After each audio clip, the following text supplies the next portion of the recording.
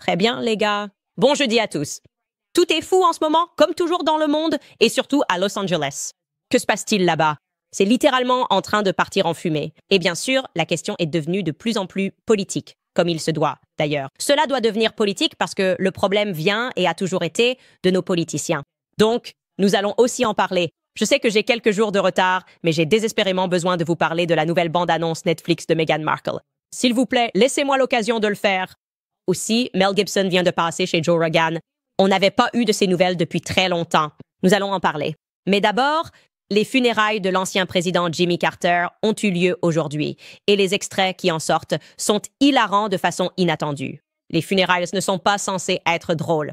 Mais s'il vous plaît, que quelqu'un fasse venir Andy Cohen, Bravo TV, parce que nous assistons à The Real President of America, l'émission spéciale de retrouvailles, et apparemment, il y avait beaucoup de drames. Vraiment beaucoup de drames. Commençons. Bienvenue à nouveau sur Candace.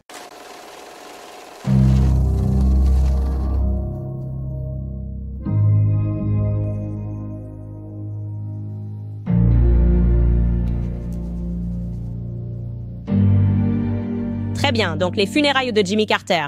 Je me sens bizarre à ce sujet. Je ne m'attendais pas à parler de ce sujet aujourd'hui. C'est étrange d'utiliser des adjectifs comme bizarre, merveilleux, parfois involontairement hilarant et frustrant pour décrire des funérailles, d'ailleurs, qu'ils reposent en paix. Mais oui, cela génère en ce moment beaucoup de contenu sur Internet, beaucoup de mèmes, de façon assez inattendue. Et cela est en grande partie dû au fait que, lors de ces funérailles d'État, tous les présidents vivants, tous les vice-présidents vivants, ainsi que leurs épouses, sont censés assister et ils sont tous assis les uns à côté des autres. D'accord? Et dans cette circonstance particulière, le timing fait toute la différence. C'est-à-dire que, comme nous venons de sortir d'une élection assez houleuse, pour ne pas dire plus, il y a beaucoup de ressentis. Les gens ont beaucoup de ressentis et apparemment, les gens ne sont pas encore passés au-dessus de ces sentiments. Pour résumer brièvement, le cycle électoral de 2024 en un mot. Ils nous ont dit que Trump était littéralement Hitler. Nous leur avons dit que Biden avait Alzheimer. Ils ont essayé d'assassiner Trump sur scène. Biden démissionne. Et ensuite, nous leur avons dit que nous ne croyons pas qu'il avait écrit son tweet de concession et qu'il n'était pas totalement déraisonnable pour nous de supposer que Biden était en réalité mort. Alors, ils nous ont dit « Très bien, voici Kamala. Et devinez quoi? Elle n'est plus indienne. Elle est noire. » Ensuite, ils ont essayé de tuer Trump à nouveau, cette fois sur un terrain de golf. Nous avons dit « Il faut laisser Trumpy tranquille ». Étonnamment, ça a marché. Ils ont laissé Trump tranquille, mais à la place, ils se sont attaqués à Janet Jackson. Ce fut la goutte d'eau qui fit déborder le vase. Nous nous sommes donc soulevés et sommes venus pour toute la vie de Kamala, son histoire généalogique remontant aux années 1600. Ils ont réalisé à ce moment-là qu'ils avaient déjoué le piège et ils ont essayé de le dissimuler en demandant à Obama de parler aux frères. Ils avaient dit « Je pleure ». Ils ont demandé à Taylor Swift de faire des backbends avec les chats, la mère de Beyoncé. C'était beaucoup, OK? Et puis Trump a gagné. C'était fini, mais comme je l'ai dit, les rancœurs peuvent persister. Beaucoup d'insultes ont été lancées des deux côtés. Je n'en suis pas fière. Je ne suis pas fière de moi. Je plaisante. Je suis très fière de moi. J'ai vraiment pris plaisir à me pencher sur les origines et l'histoire de Kamala et j'aime bien la conclusion de l'élection. Bref, le président Jimmy Carter est récemment décédé. Il était le 39e président des États-Unis. Il a eu une vie très longue. Il a vécu jusqu'à 100 ans. On ne peut qu'espérer vivre aussi longtemps. Et je devrais maintenant vous montrer quelques extraits de son éloge funèbre. Mais personne ne parle de l'éloge funèbre. Personne ne parle du tout de ce qui a été dit sur scène. À la place, les gens s'intéressent aux interactions entre tous les anciens et actuels présidents et vice-présidents. Et la chose la plus étrange qui ressort de tout cela, c'est qu'Obama et Trump sont apparemment potes. On dirait qu'ils sont devenus meilleurs amis à un moment donné. Obama glousse, d'une manière qui rappelle fortement Kamala aux blagues de Trump. On ne sait pas exactement ce qu'il dit, mais on sait que ça génère beaucoup de mèmes. Alors, tout d'abord, regardons à quel point Kamala est en colère lorsqu'elle se retourne et réalise qu'Obama, qui était censé la mener à la Maison-Blanche avec le discours de son frère, est en réalité en train de s'amuser avec son pire ennemi de toujours. Regardez ça.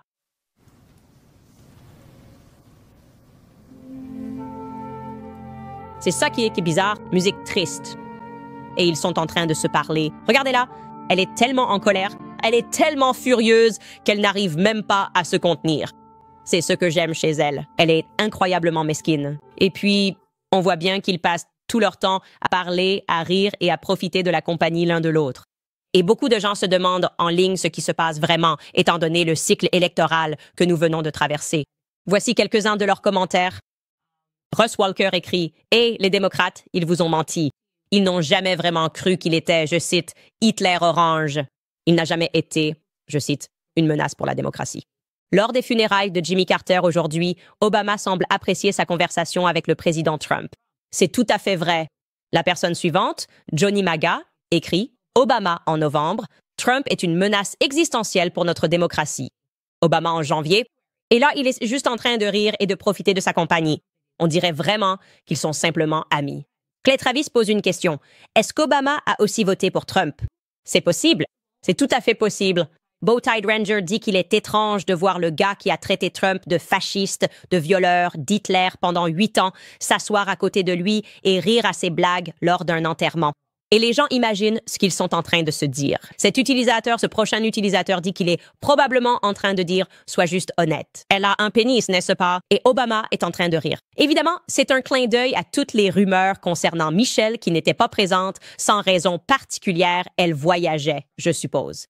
Donc il n'y a rien de suspect, rien de particulier, même si les gens en font toute une histoire. Maintenant, je veux dire ceci. C'est un peu frustrant qu'ils continuent à monter les Américains les uns contre les autres, gauche contre droite, avec leur rhétorique, alors qu'on parle de tentatives d'assassinat. La raison pour laquelle cela arrive, c'est parce qu'ils disent que Trump est littéralement Adolf Hitler. Voilà où nous en sommes aujourd'hui. Pendant les cycles électoraux, nous sommes allés aussi loin dans l'extrême qu'il était possible d'aller. On nous a dit qu'il était la réincarnation d'Adolf Hitler. Maintenant, ils disent que c'est moi. Ils sont passés à autre chose que Trump. Mais la question c'est, quel est le but d'utiliser ce genre de rhétorique juste pour se retourner ensuite? Est-ce que tu veux bien t'asseoir? Sommes-nous censés croire que tout ce qu'on a vu dans les films sur Adolf Hitler est complètement faux? Et en fait, ce serait étrange si tous ceux qui ont dit ces choses et réalisé ces films devenaient soudainement les meilleurs amis du monde avec lui. C'est le message que ça envoie. Tu dis ces choses pour diaboliser quelqu'un, mais tu n'y crois même pas toi-même. Pourtant, tu as tellement de partisans et de croyants qui, eux, y croient vraiment. Donc, c'est un peu étrange qu'ils apprécient autant la compagnie l'un de l'autre.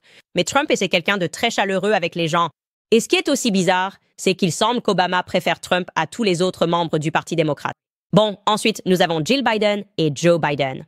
Et vous allez voir que lorsqu'ils entrent et qu'ils doivent s'asseoir à côté de Kamala, évidemment, puisqu'elle est la vice-présidente des États-Unis, et son mari, Doug Emhoff, ils ne lui disent rien.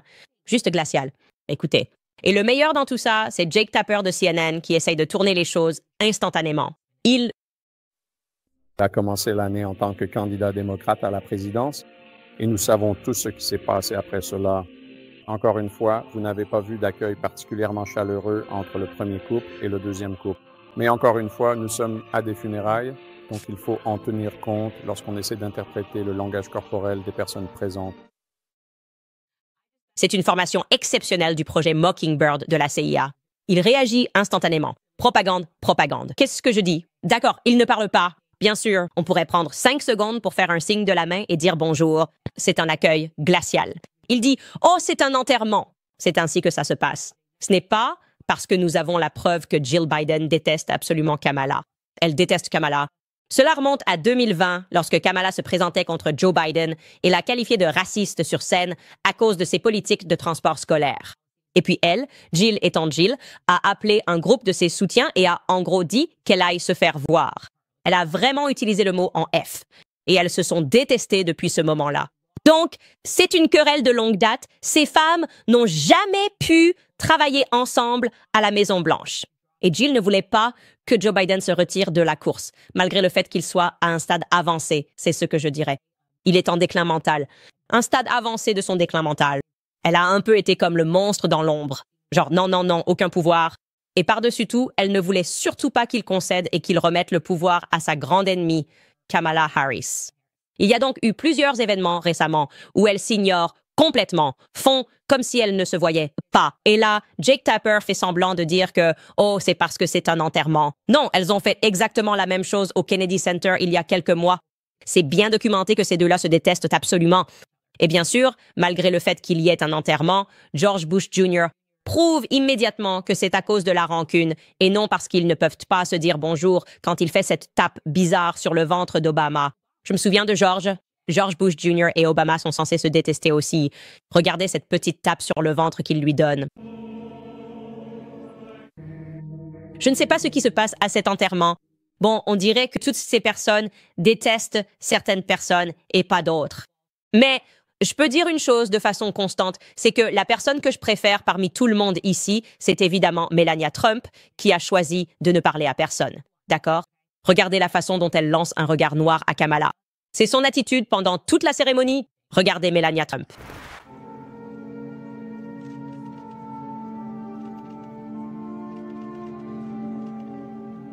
Elle restera toujours ma préférée.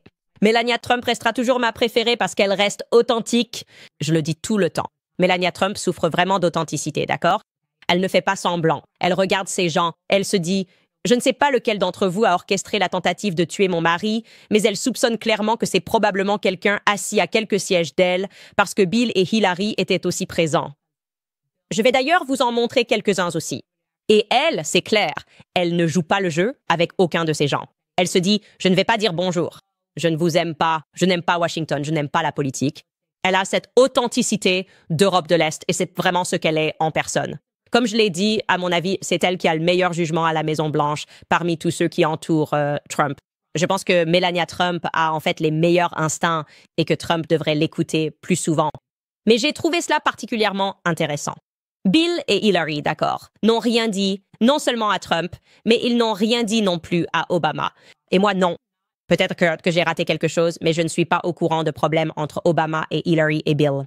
Donc c'est vraiment intéressant à observer. Écoutez plutôt. Je veux dire, quand on y pense, et voici Hillary Clinton et le président Clinton, l'ancienne secrétaire d'État, l'ancienne sénatrice Clinton. Il y a beaucoup de précédents ici. Il serre la main au Quayle, évidemment, à Gore, à Mike Pence. Et là, il n'y a que Jonathan et Willie. Quand on pense à ce qui s'est passé le 6 janvier et qu'on voit la proximité de Mike Pence... Je trouve ça complètement fou. C'est vraiment étrange. Je ne sais pas. Je ne me souviens pas d'une dispute. Peut-être que quelqu'un dans le chat en direct va m'expliquer ce qui se passe. Peut-être qu'ils ont essayé d'assassiner quelqu'un. Encore une fois, les gens pensent pas que Hillary et Clinton sont derrière beaucoup d'assassinats, mais je ne me souviens pas de ce qui a causé la rupture entre eux. Mais il est très évident que du côté démocrate, il y a eu une énorme rupture après la défaite de Kamala. Je pense que, concernant Obama, la raison pour laquelle il se montre aussi chaleureux envers Trump, c'est parce que Obama n'a jamais voulu sortir et faire campagne pour Kamala. Je pense qu'il a toujours su, son instinct savait qu'elle n'était pas une candidate solide. C'est ce qui se disait en coulisses, qu'il ne voulait pas le faire, mais qu'il y était un peu forcé parce qu'il fait partie du parti et qu'il doit sortir, dire tout un tas de choses. Et cela a vraiment nui à son image de marque. Quoi qu'on puisse dire sur Obama, pendant qu'il était en fonction, il était apprécié. Et le fait qu'il soit sorti et ait prononcé ce discours pour son frère lui a en réalité porté préjudice. Et les gens se sont dit, d'accord, tu n'es qu'un pur et simple imposteur. Tu ne te soucies pas de l'Amérique noire, tu es à Martha's Vineyard. Tu n'as rien dit depuis des années. Et maintenant, tu fais campagne pour cette femme qui n'est même pas noire et tu t'adresses à nous comme si tu avais vécu une expérience de frère alors que toute ta vie s'est en réalité déroulée parmi des blancs et des membres de ta famille blanc. Et je pense qu'il essaie peut-être de se racheter et qu'il veut l'être. Il veut que son héritage soit rétabli. En montrant qu'il peut jouer le jeu avec Trump et qu'il est en réalité d'accord, il envoie en quelque sorte le message à l'Amérique qu'il est d'accord pour dire que tout le monde ici est un imposteur. Maintenant, du côté Obama-Trump, je ne comprends pas vraiment.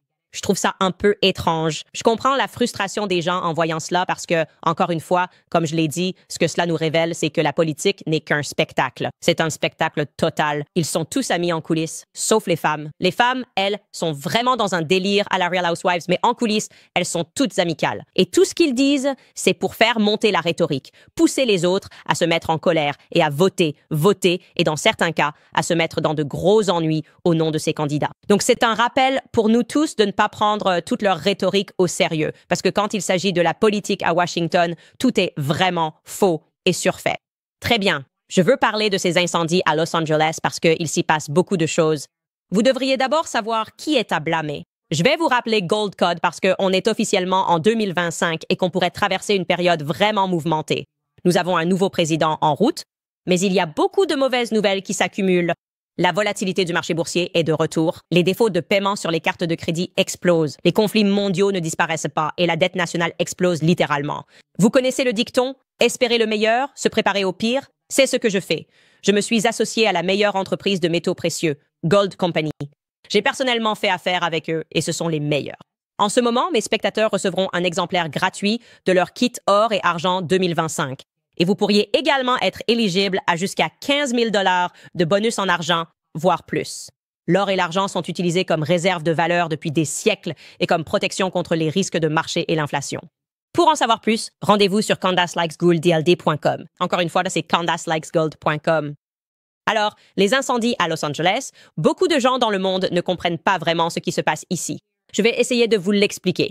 Je ne comprends pas pourquoi cela arrive, pourquoi cela continue d'arriver à Los Angeles.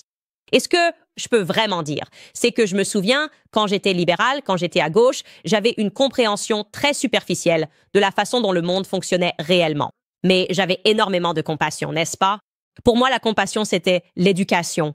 Elle avait presque une valeur monétaire, parce que pourquoi voudrais-je que des animaux et des gens souffrent? La chasse? Jamais. C'est terrible. Oui, j'ai mangé de la viande toute ma vie.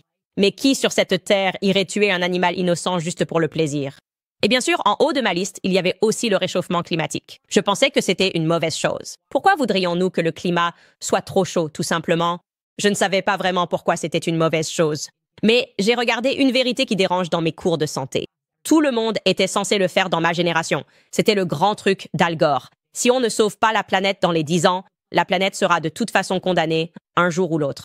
J'ai grandi et j'ai lu des livres qui ne m'avaient pas été donnés à lire à l'école.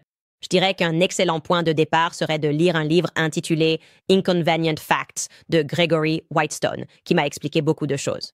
Et tu te rends compte qu'on t'a raconté un énorme mensonge. Et pourtant, ceux qui s'accrochent le plus à ces énormes mensonges sur notre environnement et notre climat, ce sont les élites côtières et New York. C'est à eux que nous faisons référence quand nous parlons des élites côtières. Elles deviennent en quelque sorte des foyers de libéralisme et, plus important encore, de gauchisme. Je ne devrais même pas dire libéralisme. Des gens qui ne savent rien, mais qui sont convaincus de faire beaucoup de bien. D'accord. Par exemple, il y a des sans-abri partout. Il y a des excréments dans les rues de San Francisco, mais au moins, les pailles ne sont pas en plastique.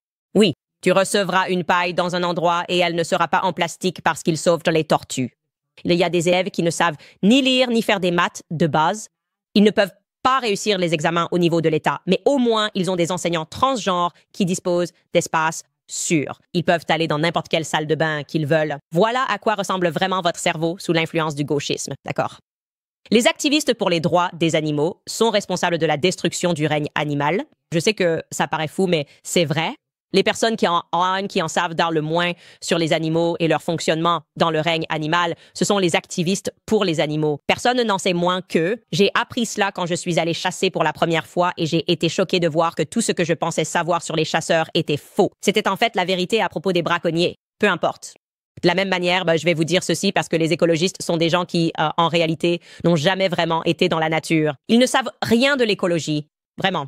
Et ils sont, sans le vouloir, responsables précisément des choses contre lesquelles ils prétendent lutter. Détruire l'environnement. Exactement. Et vous avez les activistes pour les animaux. Vous combinez cela avec les écologistes. Et c'est toujours une catastrophe parce qu'ils ne comprennent pas comment les choses fonctionnent. D'accord, je vais vous repasser cet extrait de Donald Trump lorsqu'il était chez Joe Rogan, où il explique qu'il y a toutes ces terres arides en Californie et ces sécheresses qui continuent de se produire, mais qui ne sont en réalité pas dues à un manque d'eau. Bien sûr. Exactement. La Californie est en quelque sorte entourée par l'océan, mais au lieu de cela, ce sont des gens au grand cœur qui veulent sauver des petits poissons. Écoutez bien. J'étais dans la région agricole avec certains membres du Congrès. On roulait sur l'autoroute et j'ai dit « Pourquoi toutes ces terres sont-elles si arides ?» C'est des terres agricoles et ça avait l'air terrible. C'était juste marron et en mauvais état.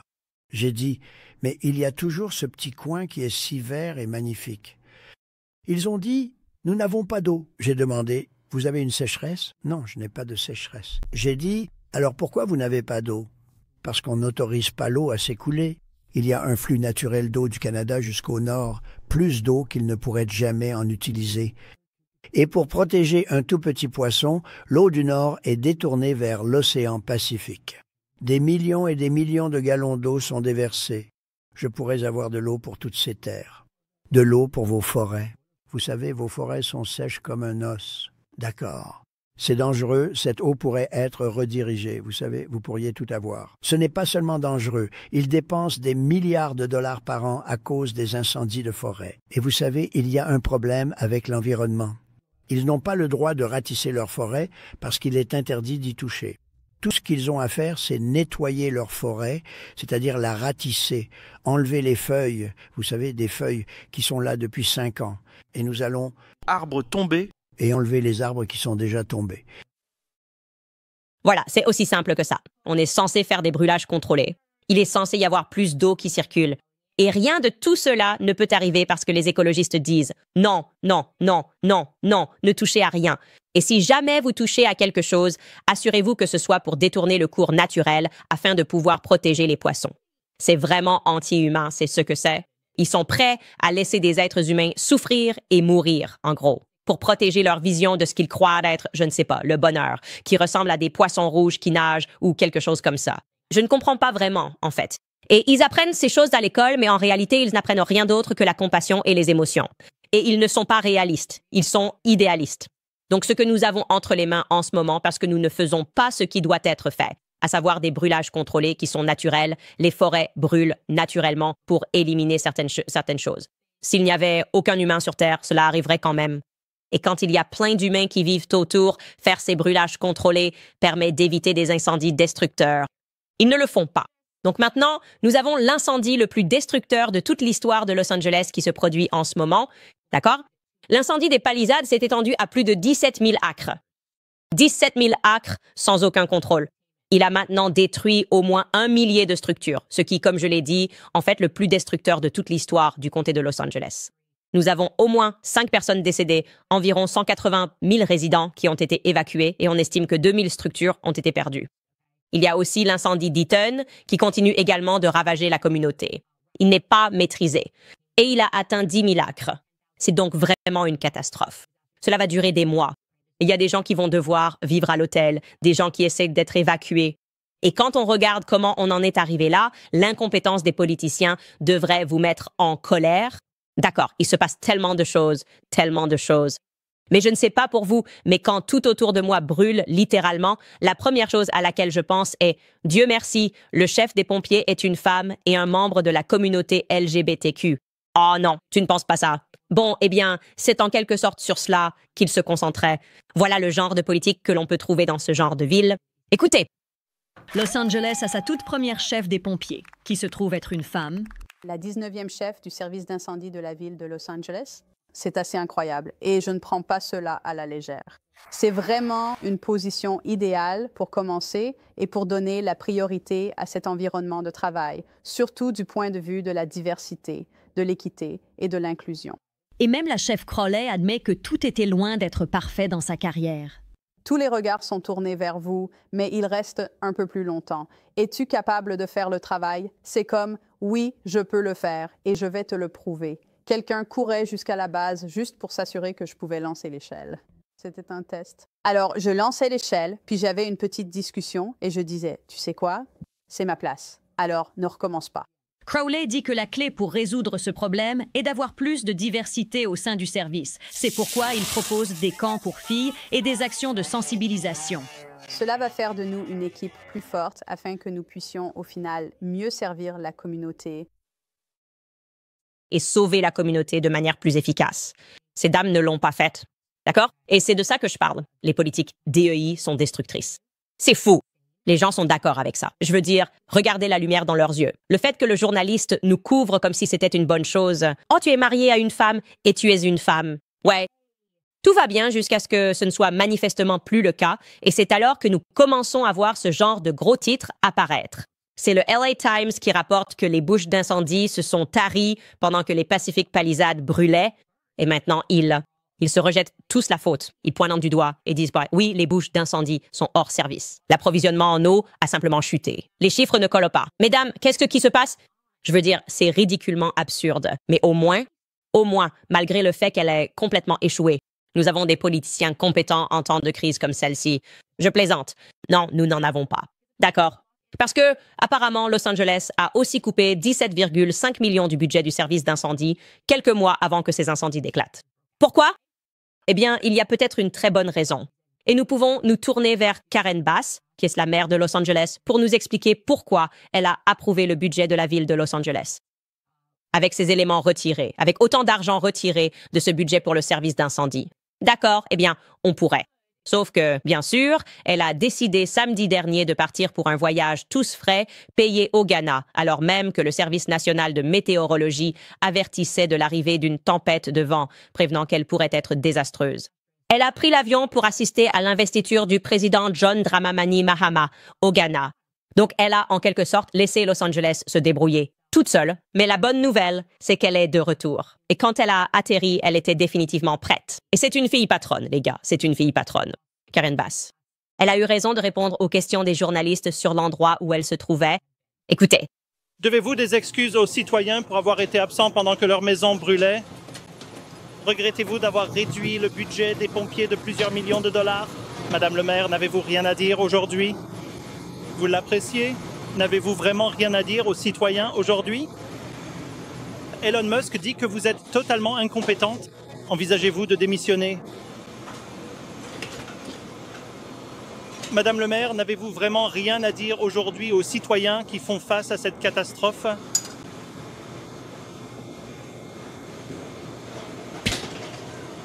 Aucune excuse pour eux? Pensez-vous que vous auriez dû être en visite au Ghana alors que tout cela se passait ici? On ne pourrait même pas inventer ça. Karen Bass parle-t-elle anglais? Je regarde cet extrait et je me demande, y a-t-il une barrière linguistique ici? Est-ce qu'elle est incapable de répondre à ces questions à cause d'une barrière linguistique? Voilà qui dirige l'État de Californie, vraiment. Mais heureusement, nous avons un président totalement compétent. Ce n'est pas grave. Laissez la place. Laissez la place, monsieur le gouverneur. Laissez la place. Karen Bass, maire. Allez au Ghana et nous avons un président des États-Unis totalement là, Joe Biden, qui a fait ce qu'il fallait. Il est allé à Los Angeles et alors qu'il donnait une conférence de presse et qu'il répondait à des questions sur l'incendie, voici ce qu'il a dit. Notification aujourd'hui, je ne suis pas tout à fait certain. La très bonne nouvelle, c'est que je suis devenu un fier arrière-grand-père. Comment ça va? Aujourd'hui était guerre. Donc, au cas où vous n'auriez pas entendu parce que c'était assez bas, il dit essentiellement qu'ils ont de l'aide en route. Mais la bonne nouvelle, c'est qu'il est à nouveau grand-père. Il a pu annoncer que sa petite fille Naomi avait eu un bébé à l'hôpital et il a pensé que c'était le moment approprié. Et des gens sont littéralement en train de tout perdre. Des choses brûlent jusqu'au sol, des gens sont secourus pour annoncer que les choses vont en fait très bien pour lui parce qu'il a eu un autre arrière-petit-enfant. Donc, malgré ce qui se passe, assurez-vous de féliciter encore la famille Biden qui, alors que les gens n'ont pas d'eau, littéralement pas d'eau, pas d'Internet, pas de maison. Veuillez garder votre attention sur la famille de Joe Biden qui s'agrandit. Voilà à quoi nous sommes confrontés en Amérique. Et voici ce qui est particulièrement révoltant. Je veux être catégorique à ce sujet. C'est que maintenant, c'est le moment où ils vont se tourner vers vous, vers nous. Et il va y avoir toutes ces collectes de fonds. Et ils vont dire, pouvez-vous aider la maison de telle ou telle personne à brûler, blablabla. Et d'ailleurs, vous devriez le faire. Ce n'est pas, je ne critique pas ces personnes qui vont demander cette aide. Vous devriez. Ce que je critique ici, c'est qu'ils ne devraient pas avoir à demander cette aide parce qu'il semble qu'à chaque 5 jours, on envoie des milliards de dollars à l'Ukraine, des milliards de dollars à Israël, des milliards de dollars partout, sauf quand le peuple américain en a réellement besoin, n'est-ce pas?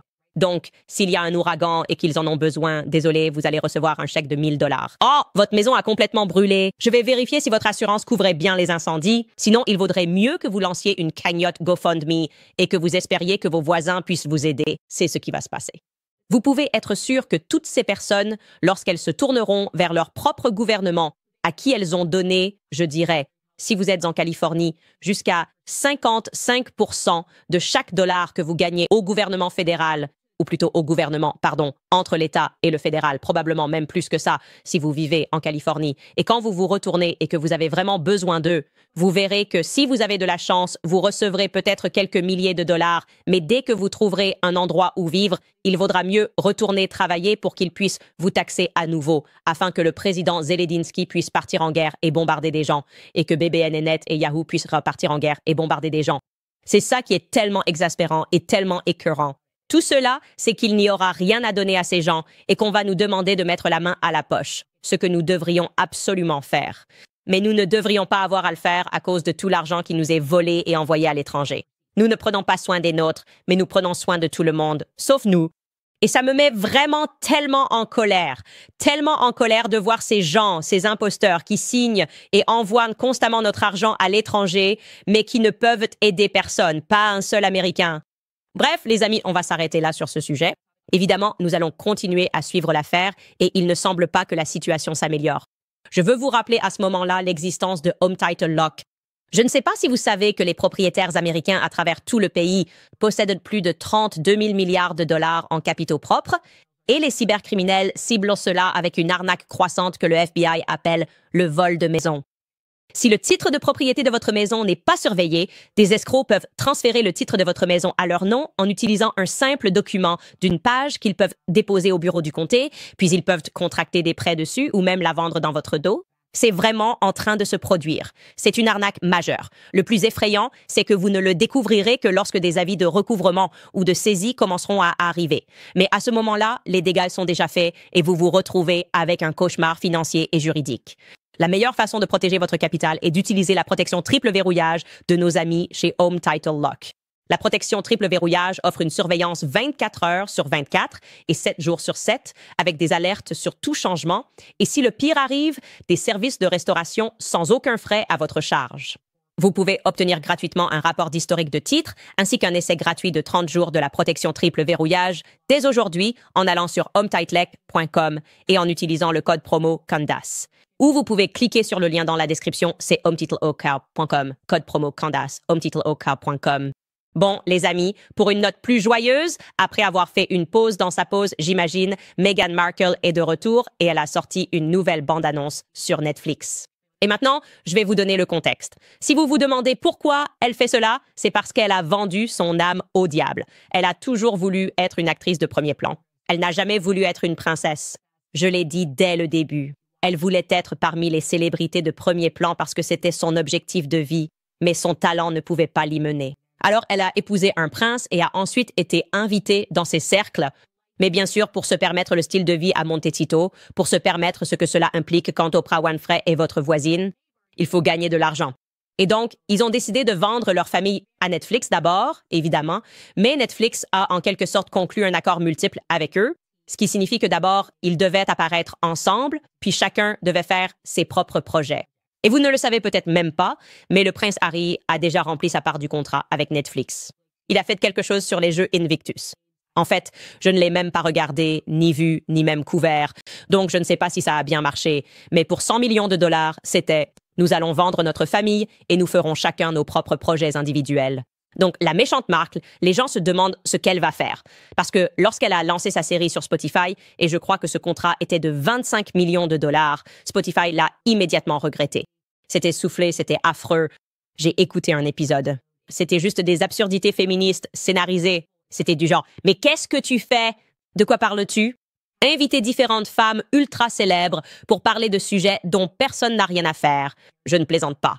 Dans son premier épisode, par exemple, elle racontait que quand elle était petite, la maîtresse lui avait demandé d'écrire une rédaction sur son mariage de rêve. Et elle était là, genre « Oh, pourquoi? Pourquoi les femmes doivent-elles penser à leur mariage? » Qui a envie d'écouter un podcast? Un bavardage féministe comme ça, c'est juste absolument terrible. Et ça a fait un flop. Ça a vraiment fait un énorme flop, malgré les efforts de Spotify pour le promouvoir. Et ils se sont rendus compte que ces deux-là n'avaient pas vraiment envie de travailler. Mais elle doit quand même honorer son engagement envers Netflix. C'est comme ça que ça fonctionne. Tu dois donner ta part du marché. Tu veux environ 100 millions. Spotify, je crois, a fini par annuler le reste de leur contrat. Ça ne servait à rien, il n'y avait pas d'argent à en tirer. Et voilà ce qu'elle a proposé. C'est une nouvelle émission et c'est... Je ne me souviens même plus du nom. Avec amour, Meghan. Je crois que ça s'appelle Avec amour, Meghan. Et en gros, la série consiste à inviter ses amis et des invités célèbres dans un magnifique domaine en Californie qui apparemment ne lui appartient pas, où elle cuisine, jardine et organise des sorties. Donc, c'est comme si, maintenant, elle allait devenir Martha Stewart. Et j'ai juste besoin que tu regardes un peu cette bande-annonce pour que tu comprennes exactement de quoi je parle. Si vous ne l'avez pas encore vue, faisons un spectacle. Allons-y. J'ai toujours vraiment aimé prendre quelque chose d'assez ordinaire, de simple, et l'élever, le transformer en quelque chose de plus remarquable. Surprendre les gens avec des moments qui leur font savoir que je pense vraiment à eux. Quoi? C'est probablement l'un des moments les plus glamour et les plus mémorables de toute ma vie. Je vais partager quelques petits trucs et astuces. Je vois vers quelle couleur je gravite et tout par-delà. Et comment vous pouvez intégrer ces pratiques au quotidien. C'est ce que tu veux. Vous voulez cette forme et cette texture. Allez. Il s'agit de se connecter avec des amis. J'adore que nous fassions cela ensemble pour la première fois. Se faire de nouveaux amis, c'est tellement bon. Nous sommes maintenant une famille et nous apprenons tout juste. Regardez combien de Johnny nous avons. Croyez-vous que nous ne recherchons pas la perfection? Cela nous a tous réveillés. Nous sommes à la poursuite de la joie. Je ne peux plus le supporter. Sortir. Oncle. Mettez fin à cela. Qu'est-ce que c'est? Les gars, j'ai l'impression que je suis une personne très tolérante. Vraiment, je veux aimer quelque chose chez elle. Je cherche quelque chose à aimer chez elle et c'est très difficile parce qu'elle souffre d'un trouble si rare qui l'empêche d'être simplement un humain. Tu sais ce que je veux dire? Je n'ai jamais vu ce trouble auparavant. Je n'ai jamais vu quelqu'un qui a autant de mal à simplement nous donner ne serait-ce qu'une once d'authenticité. Elle veut que l'on croie qu'elle est passée d'actrice de second plan dans une série que personne que je connais n'a regardée. Disons, où elle se déshabillait, n'avait même pas un rôle principal, faisait des scènes de sexe, à devenir Martha Stewart en 3 ans. Genre, c'est totalement authentique parce que je connais d'autres femmes qui écoutent ce podcast et qui s'identifient totalement. Quand j'invite mes copines et qu'on cuisine, nous sommes vraiment toutes en mode full glam. Et on se dit, ce n'est pas une question de perfection. Mais ensuite, tu regardes ce qu'on a fait et c'est littéralement parfait. Genre, on essaie juste de faire un gâteau. Ça ressemble exactement à ça avec mes copines. J'ai l'air parfaite. Elles ont l'air parfaites. Le gâteau a l'air parfait. Mais on dit que ce n'est pas une question de perfection. Vraiment, parce que j'ai l'impression que c'est peut-être justement une question de perfection. À sautiller parmi le miel et les abeilles. Genre, quoi? Qui essaies-tu d'être? Et je veux juste savoir qui l'entoure parce que j'ai l'impression qu'elle a besoin de l'équipe marketing de Taylor Swift. D'accord? Que tu l'aimes, que tu la détestes, que tu la trouves fausse, quoi que tu veuilles dire sur Taylor Swift, elle a eu une équipe marketing brillante derrière elle. D'accord? Pourquoi ne pourrait-elle pas simplement prêter cette équipe marketing à Meghan Markle? Pourquoi pas? Pourquoi a-t-elle autant de mal avec l'humanité? Tu vois ce que je veux dire? Pourquoi ne peut-elle pas dire l'équipe marketing? Et je suis là genre, bon, voilà ce qu'on va faire. Tu vas être une personne normale. Elle répond, que tu veux dire? Tu vas te lever du lit. OK, tes cheveux seront un peu en désordre, pas parfaitement coiffés. Tu vas peut-être aller chercher tes enfants si c'est ce que tu fais et on va juste essayer de découvrir qui tu es. Je ne comprends pas pourquoi ils ont pensé que produire ce qui ne peut être décrit que comme une bande-annonce de comédie romantique était une bonne idée. Honnêtement, quand j'ai regardé ça, j'ai tweeté que je pensais que ça allait finir par dire avec Drew Barrymore et Julia Roberts dans « Enfin, c'est quoi ce truc ?» Ça donne vraiment une ambiance de comédie romantique. La musique en fond sonore. Tu y crois? Magie? Crois-tu à quoi ça sert? C'est juste. Même quand elle nous donnait la réalité, elle ne pouvait pas nous la donner au moment même où elle et Harry étaient assis. C'était tellement artificiel et c'était tellement évident que c'était artificiel. Et je pense que je comprends pourquoi il en est ainsi. Elle était une actrice sans talent parce qu'elle ne pouvait même pas jouer son rôle. Et je pense juste que c'est le cas. Horrible. Et je sais que les gens vont dire « Arrêtez de la harceler et soyez gentils avec elle ». Et pourquoi devrions-nous être gentils avec elle? Pourquoi devrions-nous être gentils avec une femme qui est clairement allée se trouver un prince pour le ramener, pour lui donner accès à ce style de vie auquel elle n'aurait jamais eu accès en raison de qui elle est et de la façon dont elle travaille dur et qui le jette maintenant au visage des Américains? Mais à qui cela s'adresse-t-il? À ses voisins. Ses voisins sont probablement les seules personnes qui pourraient leur se permettre les ingrédients, avoir un jardin rempli d'abeilles et traverser leur cours dans des couleurs parfaites et avec des cheveux glamour.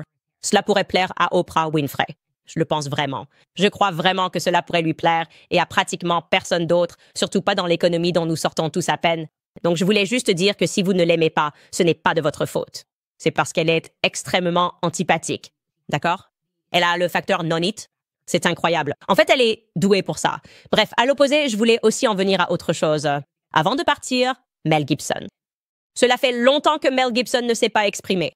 Mel Gibson a un peu disparu. Je dirais qu'il fait en quelque sorte partie des premières personnes à avoir été annulées à Hollywood pour antisémitisme. Avant Kanye West, il y avait Mel Gibson. On pourrait dire que Mel Gibson a marché pour que Kanye puisse courir, pour que je puisse voler. Je ne sais pas, il se passe quelque chose ici. Bref, personne ne dit ça, mais moi je l'ai dit. C'est une blague que je vais payer cher sur X quand l'un de mes eBay va la reprendre. Mais il est apparu aujourd'hui chez Joe Rogan parce qu'il va y avoir une suite à la Passion du Christ. Et il parlait de cette suite. Ils ont eu une conversation fantastique. Et je n'avais pas encore pu tout écouter, mais il a parlé d'un sujet que Kanye avait abordé dans sa chanson Jesus Walks, où il disait qu'on n'a pas le droit de parler de Jésus à Hollywood. Et maintenant, Denzel Washington, qui s'est récemment fait baptiser, a dit la même chose. On n'a pas le droit de parler de Jésus-Christ à Hollywood.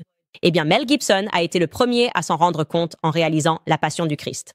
Il a compris que, pour une raison ou une autre, Hollywood est contrôlé par de nombreuses forces démoniaques.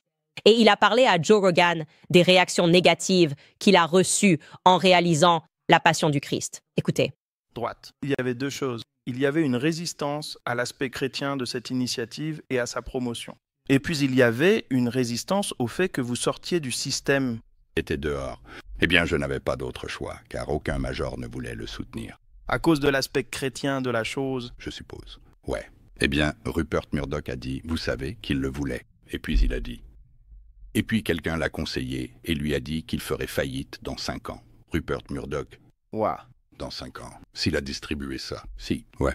Et je me suis dit, waouh, s'il a peur. Quoi? Je me dis que je vais m'écraser et brûler ici. Mais c'est effectivement ce qui s'est passé. D'accord. Arrivé. Phénoménal. Ouais. Pensez-y. Vous avez cet acteur qui était au sommet de sa carrière et qui voulait créer ce film sur le Christ.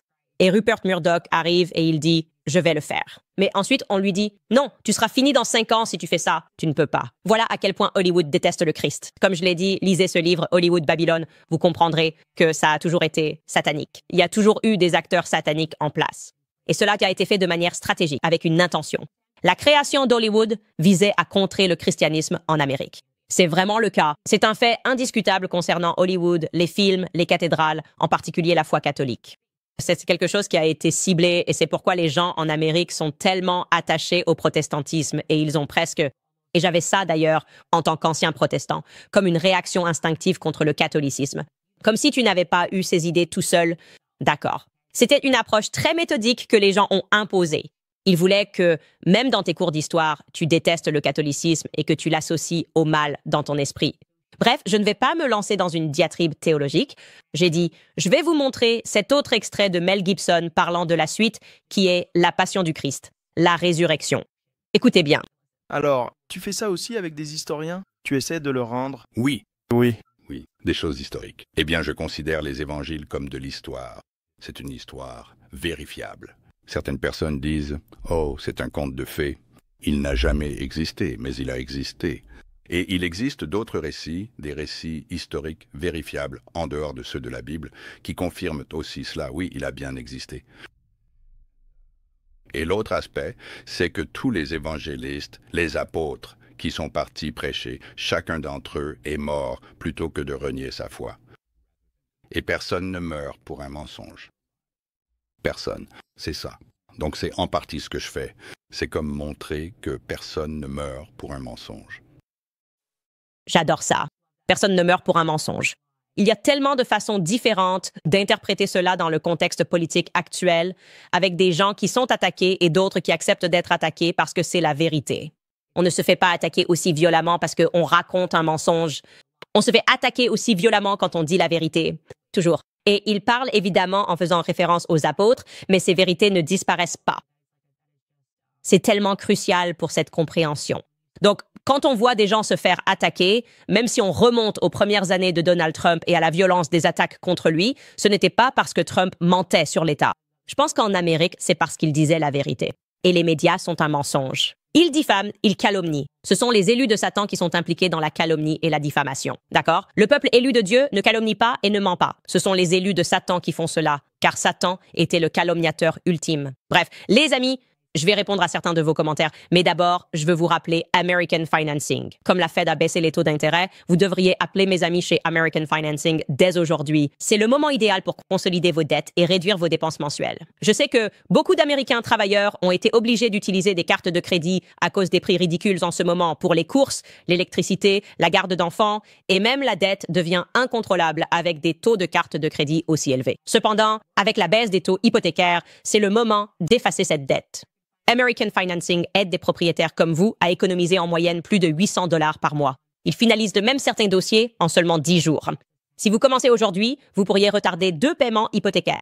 Il n'y a aucun frais initiaux pour savoir combien vous pourriez économiser. Alors appelez American Financing dès aujourd'hui au 807 95 12 10.